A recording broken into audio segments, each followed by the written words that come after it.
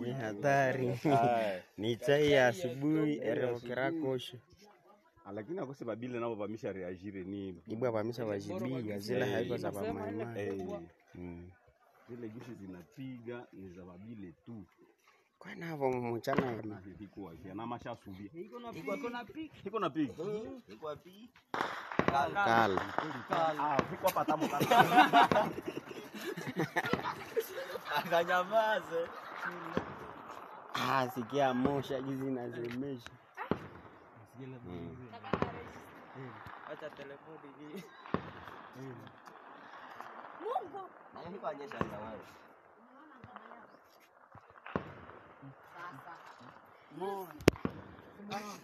Mesdames et messieurs, bonjour, bonsoir, ça dépend de l'heure à laquelle vous nous suivez de partout, très chers abonnés, vous qui nous suivez. Tokutani susu mokolo mwalelo pona kosola na maimatali politique ya République démocratique du Congo. Voilà. Bande konanga bino bokolanda biso de partout. La nouvelle vient de tomber. Merci Nabino ba oyo boko partager boza ko s'abonner et ko pesa biso lisusu courage de continuer de faire le travail parce que biso na lobaka yango ernyo surtout tozali ba wumbu na bino tozala kana pona koya ko solola na bino koyebisa bino nini oyo koleka na République démocratique du Congo. Le M23 est dirigé par l'ancien chef des élections de la République démocratique du Congo et affirme vouloir ramener la paix dans l'est du pays. Mais selon des sources citées dans le rapport de l'ONU, il a été considéré comme une occasion de légitimer le M23 tout en diminuant le rôle du Rwanda dans la crise. Tant que la côté wana, très chers abonnés, na ancien président Yasseni, ancien président Yasseni. Et donc, comme ça biso, pour faire comprendre papa na biso ndeko na biso, jusqu'à présent, il n'arrive pas à comprendre. Guerre dans l'est de la RDC, sachant que la population n'a toujours pas confiance en lui, car celle-ci a compris qu'il y a quelqu'un derrière lui. Corneille Nangaa essaye de séduire la population. Il a pris la parole ce dimanche 14 juillet dans une église catholique dans le territoire de Rutshuru. Corneille Nangaa est en train de créer, ou soit est en train de chercher Nengeni Luana et Kozala. Bande konanga bino bokolanda biso de partout. Le problème de la République démocratique du Congo. Je vous ai toujours rappelé que non, Corneille Nangaa kolekana étape oyo Musée Laurent Désiré Kabila à Salaka, alors qu'après avoir kosala plan wana au Musée Laurent Désiré Kabila à Salaki, toyebi place au Musée Laurent Désiré Kabila à Soukaka. Un accord contre la République démocratique du Congo pour avoir le pouvoir. C'est ça que Corneille Nangaa est en train de créer. Oh, on a signé les accords avec le Rwanda. Parce que pour Corneille Nangaa, il est en train de, il essaye de séduire la population. Parce que la population a confiance à Corneille Nangaa. Il y a des kibino que non. Ce qui est comme la population est est. Tant que le M23 ce n'est pas parce que non na M23, mais c'est parce que banga bazali na moi peur moko kati na bango oyo wapi mona lokola ndeti soki to mekito to la ki sa mécontentement na biso envers le M23 peut-être bakoyi ko boma biso. C'est pour cela vous remarquerez la population ya est de la République bakozala toujours courtois, bakozala na sengotan mona le M23.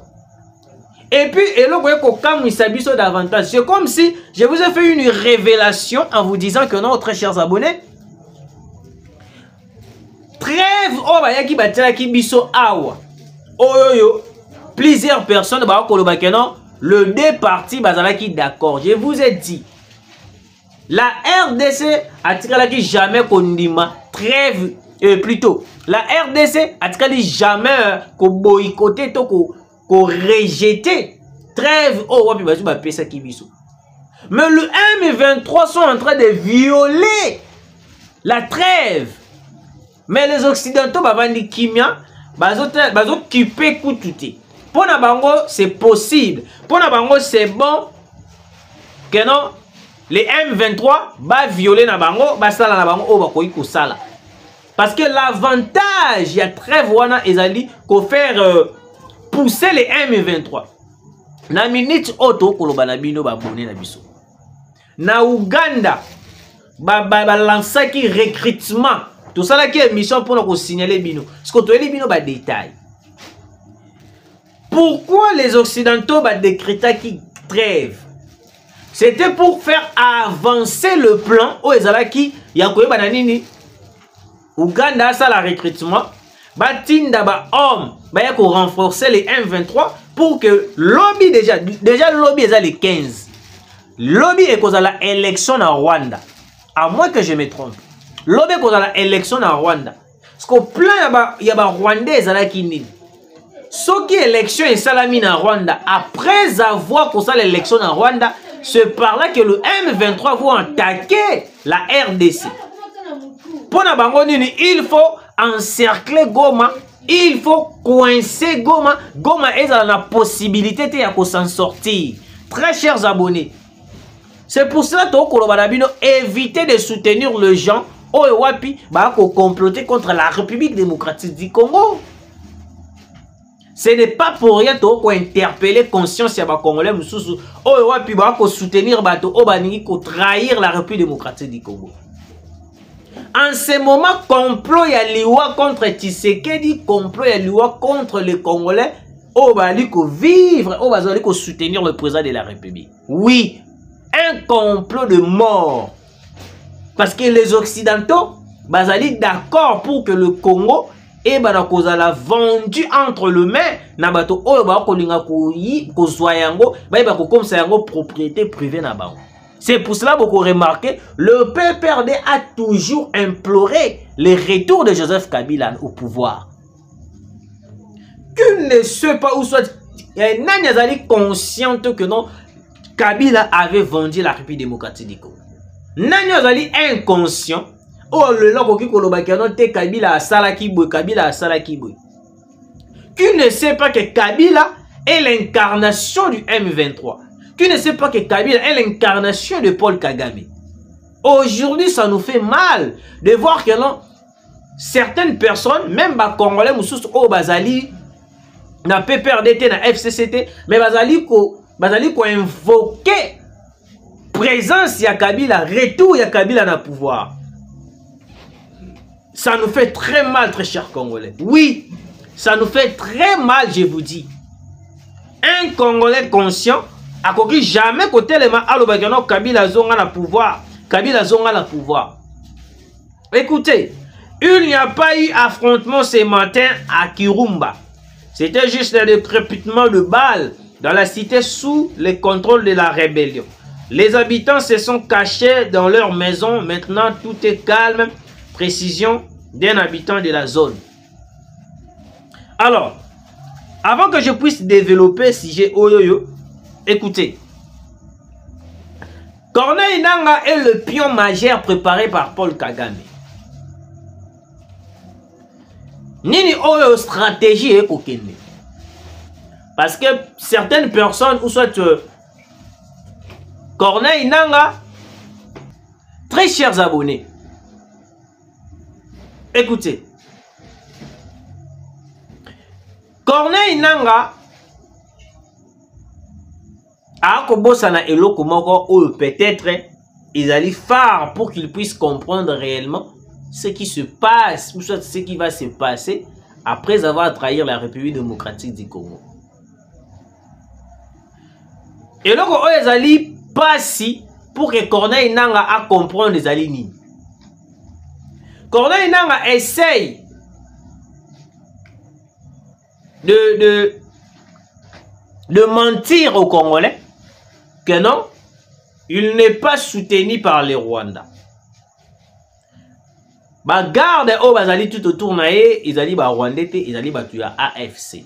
Voilà d'après Corneille Nangaa, eloko aza ko expliquer ba Congolais. Eloko aza ko linga kota na mitu ya ba Congolais. Vous comprenez? Alors Corneille Nangaa aza na étape moko ya koyeba na kokosana no ba Congolais. Oh peut-être ya kobosa nezali que non. Les Congolais en ce moment bazali déjà conscients de tout ce qui se passe. Ba Congolais déjà moral déjà efungwama na nyonso to ekolekana mboka na biso. Je vous ai dit ici que Corneille Nangaa a nié totalement que non, il n'est pas soutenu par le Rwanda. Oui, on est d'accord. Mais vous allez voir, même le garde du corps de Corneille Nangaa bali ba Rwandais. Et si réellement Corneille Nangaa n'est pas avec Paul Kagame, est-ce que Corneille Nangaa peut se lever à critiquer à Paul Kagame? Si réellement Corneille Nangaa n'est pas avec Paul Kagame, est-ce qu'il côté les papiers bani ko critiquer Paul Kagame? Je ne pense pas. Je ne pense pas, je vous dis. Parce que na kati ya eloko Corneille Nangaa ko luka. Bato bali ko soutenir plan au Corneille Nangaa ko mener ezali. Tout d'abord, il est soutenu par Paul Kagame lui-même. Paul Kagame est soutenu par les Occidentaux. C'est pour cela que vous remarquerez même le M23 Nagnon surtout au Bakosala na est de la République démocratique du Congo. Bazali rappelé ou soit Bazali condamné. Pourquoi? Parce que les Occidentaux Bazali à la base de tout ce qui se passe à l'est de la République démocratique du Congo.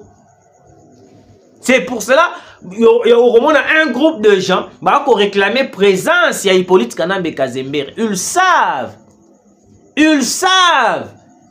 comment est-ce que Kabila a géré ce pays. Kabila avait trahi la République démocratique du Congo. Kabila avait signé les accords avec les Rwandais. Et un accord de l'Emera. Kabila a fait la continuité des accords que Laurent Désiré Kabila avait signés. C'est pour cela que les Occidentaux sont en train de pousser Tshisekedi d'aller négocier. Ce n'est pas pour rien. Les Occidentaux vont continuer à Tshisekedi de négocier, d'aller signer les accords. Oyokosa la Congo, ils ont un recul. C'est pour cela que vous remarquerez même des coups d'État ratés. Beaucoup remarqué, coincer Tshisekedi d'une manière impossible.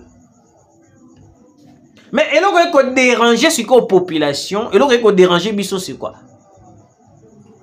En ce moment, tokoki kozwa ba décision, ya koyeba ko soutenir le président de la République pour la guerre au est de la République. Et là on comme biso parti présidentiel ezali UDPS ba komi suko boma.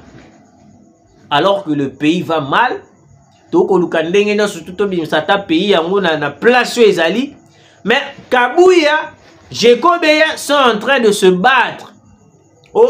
Kabouya, Longwa, Salabo. Est-ce qu'en ce moment, nous sommes obligés de se battre? Alors que le pays est menacé. Mais très chers Congolais, vous qui nous suivez de partout, je pense que nous devons prendre des décisions de soutenir la République démocratique du Congo. Nous devons prendre des décisions de contempler cette guerre pour mais oui, très cher Congolais, le Congo a besoin de bateau pour soutenir. Le Congo n'a pas besoin de gens qui clouer les sous davantage. Oui, très cher Congolais, écoutez, avant même le début des élections prévues demain lundi 15 juillet, des proches du président rwandais Paul Kagame annoncent que leur candidat remportera les élections à 100%. Pour cette fois, nous espérons qu'il va l'emporter avec 100%, a déclaré sur TV5 Monde un proche du parti FPR. Des candidats qui devraient déstabiliser l'homme au pouvoir au Rwanda depuis 24 ans ont été écartés de la course. Opposante à Paul Kagame et candidate à ces élections, Diane Rwigara avait été écartée avant même le début de la campagne. Elle a critiqué ce processus, dénonçant le fait que le régime de Kigali lui a privé même le passeport pour qu'elle ne quitte les pays. Ok? Voilà. Bande Konanga, écoutez, Kirumba, localité libérée par le AFC M23. Wanezali Ndekomoko ya M23. Boyo Kamaramba Lobby. Depuis le 30 juin 2024, Brenda Mokango nous relate la situation qui prévoit avec les habitants. Monsieur le Président de la République, avec beaucoup de respect que je vous dois, moi je pense que ce genre de personnes, oh wapi ba ko salaka propagande, ba ko salaka lokola meeting to marketing ya M23. Même ba compte na bango et ko mérité et ba kozala bani. Je sais pas na mécanisme ni tokoki ko sala yango, mais je pense que non, il y a des personnes au bazali censé ba koki ko sala ba biloko. Alors que les FARDC bazali là pour observer le cessez-le-feu, il y a de M23 au ba ko violer cessez-le-feu comme si cessez-le-feu ils ont coexisté. Alors que le cessez-le-feu en question a été décrété, imposé par les États-Unis. C'est pour cela que je vous dis chaque jour, les États-Unis que vous voyez, très chers Congolais, ils avaient décrété le cessez-le-feu pour faciliter les M23. Il y a la localité na biso mususu pour na été na kokwa isagoma. Oui. Et puis moi je pense que non, le général Christian Tué, oui. Nous devons prendre des décisions. Sur les M23 continuent de renforcer leur position, de renforcer le militaire, de renforcer les rebelles plutôt, qu'on renforcer les sources qui ba munitions. Moi je pense que nous devons attaquer. Hors de question, il y a kokangara maboko poto talaka bango ndenge nini ba ko bakisaka bato, ba ko bakisaka mandoki, ba ko bakisaka ba véhicules blindés et puis à la suite, ils vont commencer à nous attaquer parce que pourquoi les États-Unis ont décrété la trêve de 2 semaines. Je vais vous expliquer.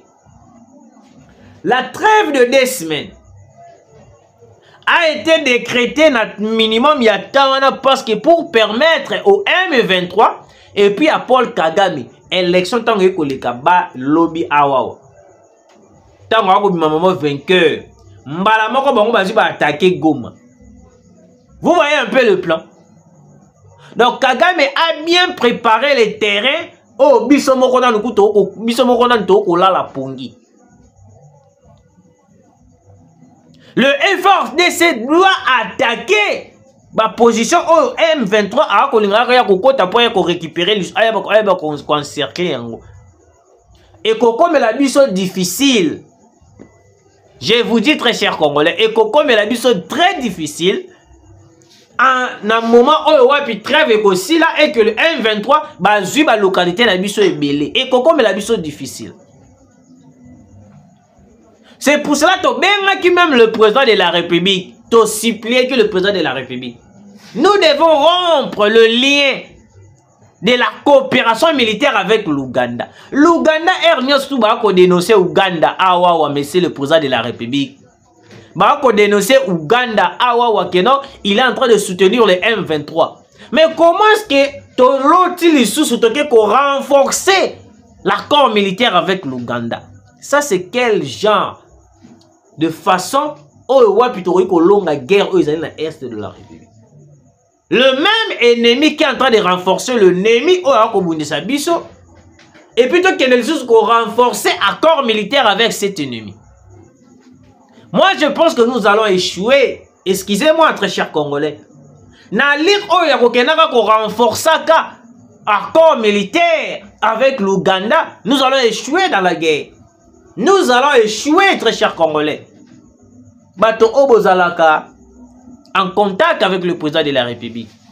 Il faut continuer la courte vidéo pour faire comprendre au président de la République non, les conseillers qui les entourent. Bazali bato bazali pe ba traître. Parce que moto o azali très traité azali wana pour la République démocratique du Congo ne peut jamais donner conseil à la président de la République qui nous renforcer l'accord militaire avec l'Ouganda. Pourquoi ne pas se rendre en Russie pour signer un accord militaire, renforcer les FARDC? Malgré tout, tu es qui pour détruire le radar américain. Mais quand, si on a minute, oh yo, monsieur le président, coopérer avec l'Ouganda, moi je pense que tout ça la erreur. Excusez-moi très cher Congolais. Excusez-moi très cher Congolais, tout ça la erreur. Na combat, oh, tu as besoin, tu as pour ça, tu réussir. Tu as pour ça, tu benga na munguna, oh, zali na mboka na biso. Parce que le président de la République a bêté qu'il a beaucoup mis ça pour dire que non. Guerre au Ekosi là et la paix va régner à l'est de la République démocratique du Congo. Pour qu'il y ait régné, et Kosenga, tous à la main dans la main, tu es kusungana, tu es kukinde liboso. Alors, très chers Congolais, avant de terminer, invité ce lundi 15 juillet 2024 au bureau du procureur général près la Cour de cassation. L'artiste et musicien Koffi Olomide se trouve selon cette vidéo en Afrique du Sud depuis cet après-midi. Beaucoup de personnes tomoni basali ba publication ya ndenge na ndenge. Misu ba lobi non Koffi a raison, Koffi a raison na yenga loba ki bongo.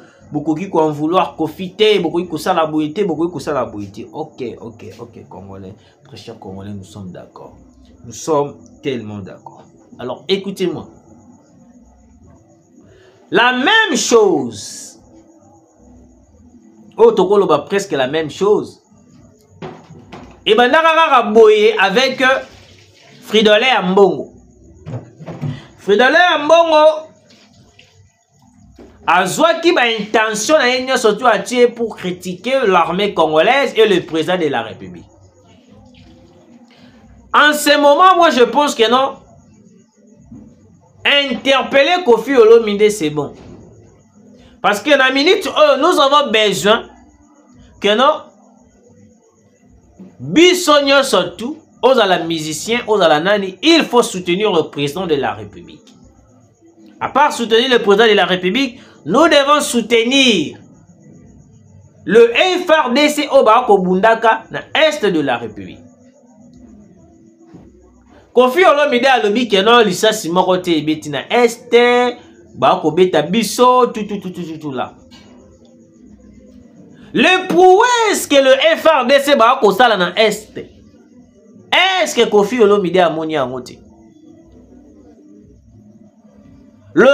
Et là, comment on Fridolin Ambongo abandaki na yango, ya ko critiquer l'armée congolaise. Yango moni et kozala mieux tous attend Koffi Olomide to tinda na est, comme ça il va voir de ses propres yeux ayeba na kolo, ayeba na sko ko confirmer ce qui m'a ça c'est ko beta to e ko beta te. Oui, ce qui m'a ça c'est ko beta to e ko beta te. Comment est-ce qu'un Congolais censé de protéger intérêt de protéger la République démocratique du Congo, l'armée congolaise à l'est du pays, mais il est là en train de critiquer, il est là en train de renverser moralement conscience. Il y a un militaire au Bazali dans l'est de la République parce que Maloba Koffi Olomide a Koloba. Tant que komaka na est de la République, ba militaire na biso ba ko mona yango, moral na bango e kozala ndenge ni. Est-ce qu'il est en train d'encourager nos militaires ou soit il est en train de décourager nos militaires? En ce moment, il faut ba rigueur et ba na kozala makasi. Ministre de la Justice. Na minute oyo il faut tozala na rigueur ya ndenge moko ya makasi. Congolais mon côté, oh le loi koki kote kamboka nae na maloba. Il faut soutenir le président de la République, il faut soutenir le FRDC au Barako Bunda pour na biso na est. Biso le loi to vandi place ya bien, na grâce à Jésus-Christ. To vandi na mbet, to vandi na kiti ya bien. O vandi courant ezali. Un soupe au thé parfait. Ou là tu moi montre, ou là tu moi chemise, il y a bien repassé parfum. Mais bande konabiso au balai na est de la République. Ba ko kimaka mbangu er nyoso tout. Aebeta moitié to semaine to jour te atata parfait na nzoto. Azali na confiance ya FRDC oyo kobundela biso na est de la République. Mais Kofi Olomide aye alobi que non FRDC e kobunda te e kobeta masasi moko te. Mais Kofi Olomide wana na minute wana ndeko na biso oyo akokimaka guerre na espoir que non FRDC akobundela biso. Bandeko na ngai.